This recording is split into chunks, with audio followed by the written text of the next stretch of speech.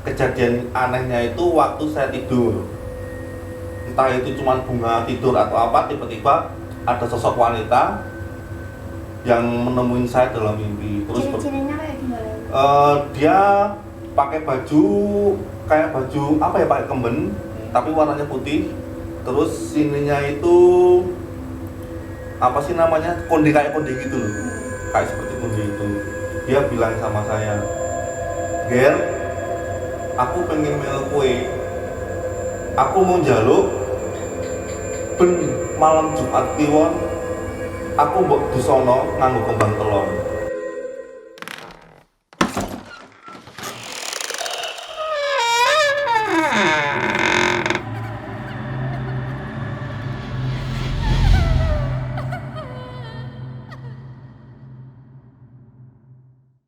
Assalamualaikum warahmatullahi wabarakatuh. Selamat datang di Jendela Dimensi. Halo, apa kabar kalian semua sobat Dimensi? Ketemu lagi sama saya, Kang Rian, sama Dik Dita dan Mas Subuh Arif yang sering kita sebut Mas Urip. Hari ini, khusus hari ini kita mau cerita tentang barang-barang gaib. Jadi fenomena tentang barang-barang gaib, entah itu barang dari yang konon katanya dari alam lain atau barang yang aslinya buatan manusia tapi dimitoskan sebagai barang gaib atau barang bertuah yang sering disebut-sebut orang jimat atau apapun itulah, entah itu bentuknya bentuk batu atau keris dan lain sebagainya. Nanti Mas Suhu Arif juga ada cerita sedikit yang mau kita bahas di sini. Ingat ya slogan Jendela Dimensi, segala sesuatu yang berhubungan dengan gaib adalah sesuatu yang tidak bisa dijelaskan secara kasat mata atau fisik, tapi bisa dirasakan secara naluri atau perasaan kalian semua. Oke, langsung saja Mas Suhu mau cerita tentang pengalaman Mas Arif yang pernah menemukan atau berhubungan dengan barang-barang. Monggo. Ya, assalamualaikum warahmatullahi wabarakatuh. Ini saya mau berbagi pengalaman yang pernah saya alami waktu dulu. Jadi ini kelanjutan cerita saya yang kemarin itu, karena setiap malam minggu itu kan saya selalu datang ke Padepokan untuk berlatih bela diri. Nah, pada zaman waktu saya berlatih itu kan saya masih belum punya kendaraan bermotor. Jadi saya cuma pakai sepeda ontel. Nah, saya itu dari Boro ke Balitono. Ya, itu kalau pakai sepeda ontel ya sekitar 1 jam lah. Jauh sekali, Mas. Ya lumayan, karena kita montelnya itu pelan-pelan, nggak kebut-kebutan. Kita pulang dari Padepokan itu pasti selalu datang jam 12 malam. Nah, kebetulan waktu itu saya sendiri, karena biasanya kan ada temen 2 atau 3 orang itu naik sepeda ontel. Kebetulan pas malam itu saya sendiri. Pas pulangnya itu sekitar sampai tengah-tengah perjalanan lah. Keadaan waktu itu masih banyak pohon-pohon rimbun, masih belum kayak sekarang lah, banyak perumahan, dan penerangan pun belum seterang sekarang ini.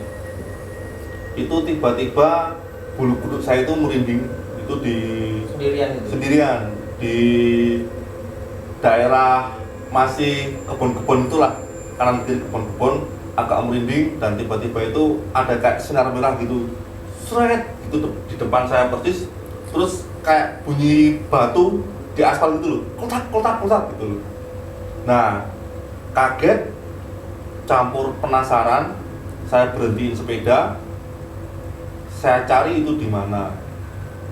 Karena nggak ada penerangan, jadi saya cuman apa sih istilahnya, meraba-raba gitu. Nah, itu saya menemukan sebuah batu warna putih, terus di dalamnya itu ada kayak pecahan batu lagi. Nah, itu langsung saya ambil, saya kantongin ke jaket, saku jaket, terus ada resletingnya saya selepin, saya lanjut pulang ke rumah. Itu masuknya kalau putih itu biduri bulan ya, Mas. Nah, tak lanjutkan. Pas sampai rumah, saya cuma langsung cuci kaki, cuci muka, langsung tidur tanpa melepas jaket. Jadi batu yang tadi saya temuin itu masih ada di dalam jaket. kejadian anehnya itu waktu saya tidur, entah itu cuma bunga tidur atau apa, tiba-tiba ada sosok wanita yang menemuin saya dalam mimpi. Terus Ciri-cirinya kayak gimana? dia pakai baju kayak baju apa ya, pakai kemben tapi warnanya putih. Terus sininya itu apa sih namanya, konde, kayak konde gitu loh, kayak seperti konde itu. Dia bilang sama saya, "Ger, aku pengen melu kue, aku mau njaluk ben malam Jumat Kliwon aku mbok dusono nganggo kembang telon." Jadi saya disuruh mandiin itu batu pakai bunga telon. Saya tolak kan, kenapa? Terus saya tolak, terus saya bilang gini, "Loh, kan jenengan yang mau ikut saya, terus kenapa saya mesti harus nurut apa yang jenengan bilang?" Saya bilang gitu. Terus tak tanyain nama, "Lah jenengan iki sinten?" gitu. Dia nggak mau nyebutin nama, dia cuma bilang gini, "Nek aku wis melu kowe, aku bakal nduduke jenengku sapa. Lan aku bakal ngrewangi kowe golek rezeki ingkang akeh." Nah, dia bilang begitu. Musrik gitu. Berarti semacam pesugihan gitu. Ya nggak tahu itu, tapi dalam mimpi tuh kayak saya semacam bisa berinteraksi, berkomunikasi gitu. Karena rezeki itu tidak selalu tentang materi, bisa aja apa rezeki yang lain, ya apapun lah. Mohon lanjut. Nah, terus saya bilang gini, "Kalau jenengan mau ikut saya, monggo silakan ikut, tapi tanpa syarat. Kalau saya suruh mandiin batu yang katanya punya jenengan itu tiap malam Jumat Kliwon pakai kembang telon, saya enggak mau. Nek mau ikut, monggo silakan, tapi nek nggak mau ikut, ya monggo silakan pergi." Setelah saya bilang seperti itu, dia cuma mengangguk, terus samar-samar hilang. Saya kebangun, itu kedengeran adzan subuh. Pas saya raba di saku jaket, itu ternyata batunya udah nggak ada. Nah, karena waktu itu kan masih teknologi masih belum seperti inilah, handphone itu masih belum seperti ini. Masih sedikit orang yang punya pun itu masih handphone yang jadul. SMS ya mas? Ya, masih SMS sama telepon. Jeda 1 minggu, saya kembali ke Padepokan untuk biasalah melakukan rutinitas setiap malam minggu, latihan bela diri di Padepokan. Itu langsung saya ketemu dengan almarhum guru saya. Saya cerita apa yang saya alami kemarin waktu pulang dari latihan itu. Guru saya nggak memberi komentar apa-apa, cuma mengangguk-angguk. Terus tiba-tiba tangannya diangkat gini, Mata kaji. ya itu nggak tahu apa itu, pokoknya ngangkat gini, terus dia kayak membaca doa, Tarik. terus begini. Tiba-tiba sama kejadiannya kayak yang minggu lalu itu, batu itu ada sinar merah seret di depan, klutik, bunyi itu soalnya kan terasan, klutik. Tapi waktu di sana ada penerangan, ada lampu, walaupun agak redup. Nah, diambil. Ini bukan batunya. Nah, batu itu sama persis seperti batu yang saya temuin minggu lalu yang hilang itu. Terus tak jawab, niku Pak, niku waktu sik kula temokke pas kula wangsul malam minggu riyen niku. Terus guru saya bilang gini, batunya mau dirawat apa gimana, Rep? Saya cuma diem aja waktu itu. Terus batunya dipegang sama guru saya gini, terus kayak semacam berkomunikasi. Nah, karena saya tidak tahu apa yang beliau komunikasiin, saya cuma ngeliat mungkin sekitar 5 menitan lah. Terus dia ngomong lagi ke saya, "Ini batu emang ingin ikut kamu, cuman syaratnya nggak kayak kemarin, nggak harus dimandiin pakai bunga telon itu, cuman minta dibikinin cincin." Karena waktu itu Diembani kalau. nah, bahasanya diembani seperti itu. Karena waktu itu kan saya masih sekolah, terus kan juga nggak kurang suka lah pakai cincin seperti itu, aja saya tolak. Dan batunya itu disimpan di Padepokan. Kalau sekarang udah nggak tahu batunya itu kemana, udah nggak tahu. Nah, mungkin itu salah satu yang bisa saya ceritain. Batu itu guru saya bilang gini, "Ini Batu emang pengen ikut kamu, cuman syaratnya udah nggak seperti yang minggu lalu. Nggak minta lagi dimandiin pakai bunga telon setiap malam Jumat Kliwon, tapi cuman mau dibikin cincin, diembanin gitu kan. Nah ini katanya bisa ngelancarin rezeki saya bilang gitu. Tapi karena waktu itu saya masih sekolah, terus saya juga kurang suka pakai cincin seperti itu, akhirnya saya tolak. Dan itu nggak tahu cincinnya itu kayaknya disimpan sama almarhum guru saya. Nah itu mungkin kalau fenomena seperti itu gimana kan, bisa dijelaskan secara logika atau emang ada benda-benda seperti itu? Soalnya itu saya ngalamin sendiri di depan mata saya seperti itu.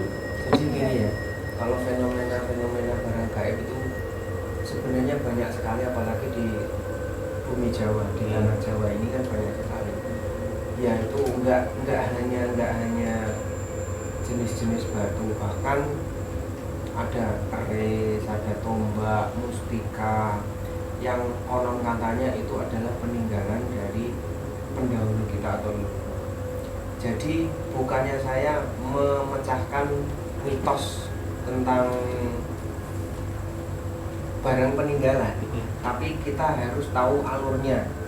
Tahu alurnya itu maksudnya tidak semua itu nyata, tidak semua juga tidak nyata. Jadi memang ada barang-barang yang bertuah atau barang-barang peninggalan. Kenapa kok bisa disebut barang bertuah? Karena barang-barang itu notabene terletak di tempat-tempat yang memiliki pusat energi atau pancaran energi dari alam semesta ini. Nah, saya jelaskan tentang fenomena mulai dari batu ya. Segala sesuatu yang disebutkan sebagai jin, kodam, ataupun yoni, ataupun apalah yang disebut orang-orang itu, yang selalu dikait-kaitkan bersemayam dalam sebuah barang yang disebut barang gaib. Makhluk seperti itu memang butuh jembatan untuk berinteraksi dengan manusia. Jadi tidak semata-mata oh ada orang bisa melihat jin, oh ada orang yang bisa berkomunikasi dengan jin tanpa perantara. Nah, dalam keilmuan kejawen itu ada yang namanya ilmu perewangan. Ilmu perewangan yang selalu berkomunikasi dengan kodam mereka, jin dan lain sebagainya. Katanya itu loh ya, katanya itu. Ya saya sempat mempelajari, bukan saya mempelajari ilmunya, tapi saya mempelajari fenomena tersebut. Kenapa bisa terjadi hal-hal tersebut? Ada orang kok memiliki ilmu ini memang dari dulu saya pelajari. Saya suka mempelajari itu karena saya selalu, jika tidak sesuai fakta atau nggak masuk akal, saya nggak percaya. Nah, suatu ketika saya mempelajari, kenapa bisa orang itu memiliki perjanjian dengan makhluk-makhluk itu, dengan tirakat. Tirakat itu adalah jembatan atau sesuatu yang dilakukan orang untuk berkomunikasi dengan makhluk-makhluk seperti itu. Kedua, melalui benda. Kenapa dulu ada orang empu-empu membuat keris, empu-empu menirakati barang apa? Ya untuk jembatan. Jadi jembatan antara jasad fisik dan jasad fisik yang akhirnya ada roh. Kalau membuat fisik seperti manusia nggak mungkin. Nggak mungkin ya. Nah, makanya akhirnya dijembatani oleh sebuah benda. Entah itu dibuat, entah itu dari alam. Semakin bagus benda tersebut, ya tercipta dari alam. Nah, makanya itu benda-benda yang berasal dari alam itu lebih bagus karena bukan ciptaan manusia. Pasti memiliki energi. Nah, konsentrasi energi tersebut yang kadang-kadang disebut oleh manusia itu kodam ataupun jin. Entah itu berbentuk, entah itu apa, tinggal proyeksi pikiran manusia membentuk sesuatu seperti itu. Masalah manfaat, nah itu yang belum bisa dijelaskan. Manfaat itu nanti saya jelaskan tersendiri ya, kita bahas masalah barang goib itu sendiri. Seandainya barang itu kenapa kok bisa ada fenomena celirit, apa itu namanya, sinar. Sinar itu terjadi karena gesekan, perpindahan dari alam sebelah ke alam kita. Itu bisa terjadi, tapi selama ini orang-orang itu memalsukan penarikan barang gaib, tapi tidak terjadi gesekan. Makanya kalau seandainya ada yang bisa menarik barang itu, barangnya panas, bisa menjadi api, itu karena gesekan. Tapi kalau ada orang yang menarik barang-barang gaib itu tapi dikeduk di tanah, tiba-tiba muncul makronik, itu saya tidak ngomong itu hoax ya, tapi lebih banyak bohongnya daripada ini, karena perpindahan barang-barang tersebut dari alam dimensi lain ke alam kita itu membutuhkan gesekan. Nah, gesekan itu kadang-kadang mengeluarkan percikan api. Nah, masalah fenomena penjelasan manfaat itu masih belum bisa dibuktikan, belum ada. Cuman kan karena ada gini ya, semesta itu memiliki energi, memiliki 5 elemen. Ya tahu kan 5 elemen itu apa? Kadang-kadang orang itu memiliki barang yang memiliki elemen air, orangnya jadi lebih sabar. Itu masuk akal. Ya. Seperti saya menggunakan batu-batu seperti ini ya. Ini memiliki elemen, ini dari fosil kayu. Jadi ada analoginya. Fosil kayu itu membuat orang, ya kayu itu kan berasal dari air dan tanah. Jadi memiliki energi semesta yang bisa membuat orang itu adem. Itu masuk akal. Karena emang semesta ini memiliki energinya itu tersebut dari 5 elemen tersebut yang dipadu-padankan jadi sebuah energi. Nah, kalau orang metafisika atau secara ini kan saya menjelaskan secara hipotesis, bukan secara analisis penelitian ya. Kalau penelitian itu kan kadang-kadang jelas bahwa fungsi air itu seperti ini, energinya itu statis dan dinamis. Tapi kalau energi orang kejawen atau metafisik terjadi ya, energi itu timbul dari makhluk astral atau kodam jin dan lain sebagainya. Nah, kalau orang fenomenal yang bisa berkomunikasi dengan alam sebelah dan menarik itu, sampai sekarang karena saya belum bisa melihat dengan mata kepala saya sendiri, masih belum bisa dibuktikan. Paling ya mentok-mentok itu makhluknya kalau nggak digeduk-geduk di sana. Nah, masalah mimpi ya, mimpi saya pernah punya cerita ini. Ini nanti kalau saat ini dilihat orangnya ya mungkin nanti orangnya tersinggung, nggak apa-apa lah ya, semoga-moga ini membuka wawasan buat teman-teman semua. Jadi pernah ada seseorang teman saya itu menurut dia itu saya memiliki kelebihan, dan di dalam diri saya itu ada sesuatu yang lebih tua dari dirinya, dan akhirnya menganggap saya itu sakti. Ya saya tidak tahu itu fenomena apa, saya sendiri pun tidak tahu. Nah, dia itu minta saya dikasih kenang-kenangan berupa barang gaib. Ya, sesuatu yang berupa cincin atau apa yang memiliki memiliki nilai gaib itu. Iyalah, pokoknya memiliki nilai gaib, entah itu sebagai pengasihan atau dan lain sebagainya. Nah, seperti tak sebutkan yang tadi toh. Nah, karena teman baik saya mau menolak juga tidak enak, akhirnya saya belikan batu di pasar.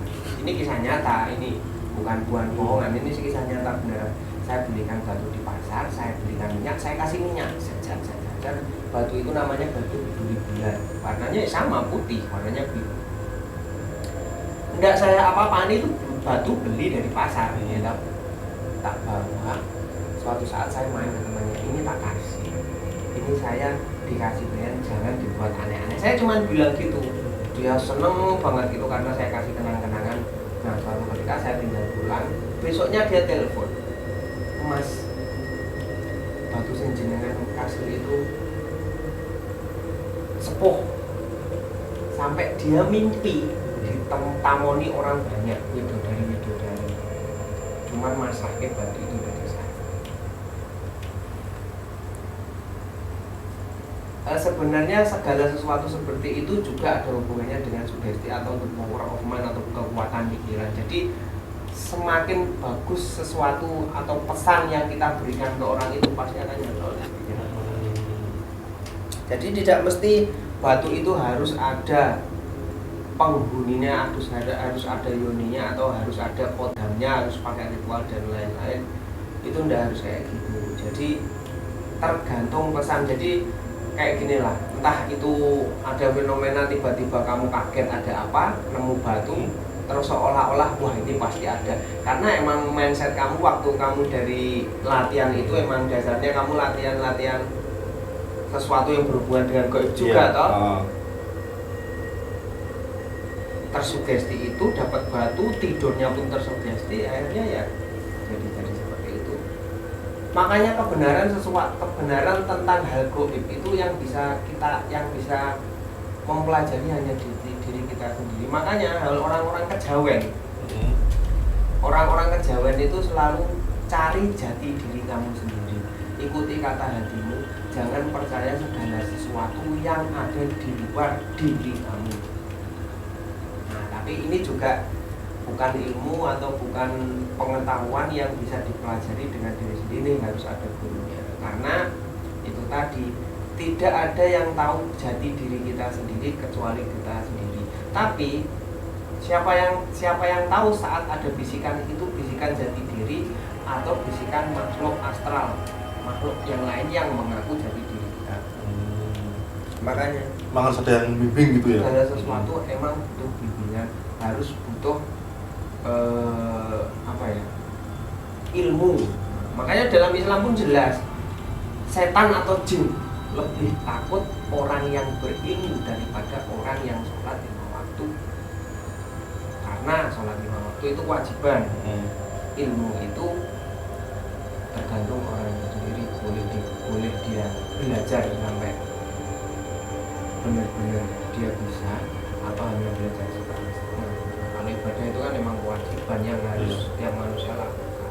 Makanya kayak fenomena dalam gaib itu kayak apalagi yang seperti keris yang notabene dibuat oleh manusia. Kenapa kok dibuat keris itu dulu? Jadi gini, fenomena empu-empu itu dulu membuat seperti keris dan lain sebagainya, butuh tirakat, butuh apa dan lain-lain. Yaitu karena dia membutuhkan energi, membutuhkan sesuatu di alam sana yang bisa kita kendalikan. Akhirnya dibuat ritual, dibuatkan keris itu jadi wadah. Suatu saat ada yang dibacain Arab itu, biar dia nggak bisa ngapa-ngapain, bisa kita kendalikan. Nah ini ada ngomong-ngomong soal keris ya. Ini ada sedikit cerita. Jadi di tempat saya itu ini belum lama kok, udah di era modern ini. Mungkin sebelum Covid itu mungkin, kalau nggak salah. Jadi di perempatan desa itu kan, ya namanya perempatan desa agak rame lah, sering orang berlalu lalang. Nah itu ceritanya dua anak kecil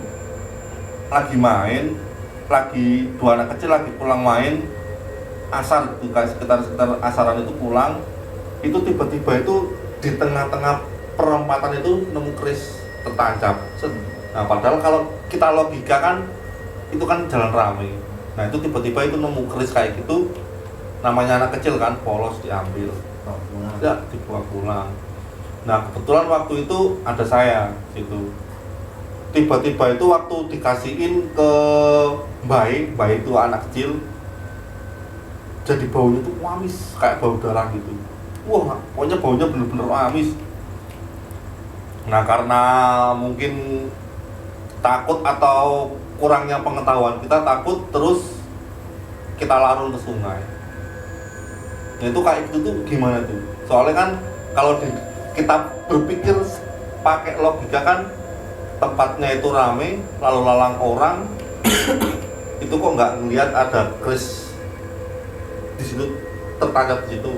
Apa ada orang iseng nancepin di situ? Ya, itu tadi tuh. Kadang-kadang saya selalu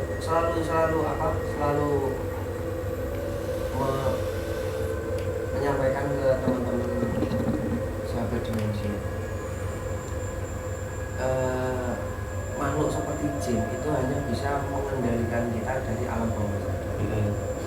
Seandainya ada barang tertancap di depan mata kita, kalau kita konsentrasinya bukan di situ, kita nggak akan lihat. Contohnya seperti waktu kita mencari barang saat kita terburu-buru, walaupun di depan mata kita nggak akan lihat. Itu analoginya seperti itu sederhananya. Saat kita buru-buru itu tadi, kita kan buru-buru ya, konsentrasi kita nggak pada barang yang kita cari, tapi konsentrasi kita ke buru-buru. Nah, buru-buru itu diganti dengan makhluk dari alam sebelah itu yang mengganggu pikiran kita untuk tidak melihat itu, mengubah konsentrasi kita untuk tidak melihat itu.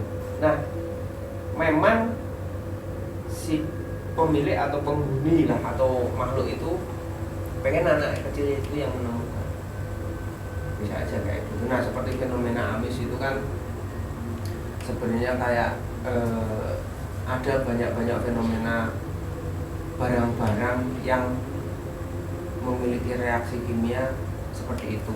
Besi itu kan kalau kena apa namanya kena untuk membunuh hewan dan lain-lain itu kan berburu apa baunya nggak hilang-hilang, entah itu habis buat bunuh orang atau punya sejarah yang memang nggak bagus atau mana, itu kan juga bagus. Intinya jadi kesimpulan dari berbagai barang gaib, mustika dan lain sebagainya itu, mereka itu barang-barang itu hanya sebuah jembatan dari alam makhluk-makhluk itu untuk berhubungan dengan kita. Jadi semakin kita percaya ya semakin mereka senang, semakin kita membutuhkan akhirnya kita yang diperdaya, bukan mereka yang kita manfaatkan. Contohnya itu tadi, aku mau ikut kamu kalau syarat ini terpenuhi. Itu bukan kita yang memperdaya, tapi kita yang diperdaya mereka. Akhirnya timbullah sifat-sifat atau musyrik dalam diri. Jadi kita melakukan ritual sesuatu untuk memenuhi keinginan mereka. Padahal kita sebagai manusia memiliki kewajiban yang harus dilakukan, malah menuruti itu untuk manfaat yang diberikan atau dijanjikan oleh barang-barang tersebut. Makanya itu jangan terlalu mendewa-dewakan mustika, keris dan lain sebagainya. Kita menghormati sebagai seni atau budaya kita, para leluhur yang dulu meninggalkan itu sebagai peninggalan yang harus kita lestarikan. Seperti keris itu ada sejarahnya, dulu dibuat waktu masa ini, untuk waktu perang ini, dibuat oleh negara ini. Itu memang budaya yang memang harus kita lestarikan. Saya suka keris, tapi saya tidak suka orang-orang yang selalu mendewa-dewakan. Saya selalu menjelaskan segala sesuatu yang berhubungan gaib tidak bisa dijelaskan secara fisik. Ya memang nggak bisa, hanya bisa dirasakan dengan perasaan, dengan ya roh kita yang berkomunikasi, bukan jasad kita. Makanya mereka pun berkomunikasi dengan kita hanya bisa lewat mimpi, melalui benda-benda. Ya itu ya fenomena itu yang kadang tidak bisa dijelaskan secara ilmiah, ya karena itu tadi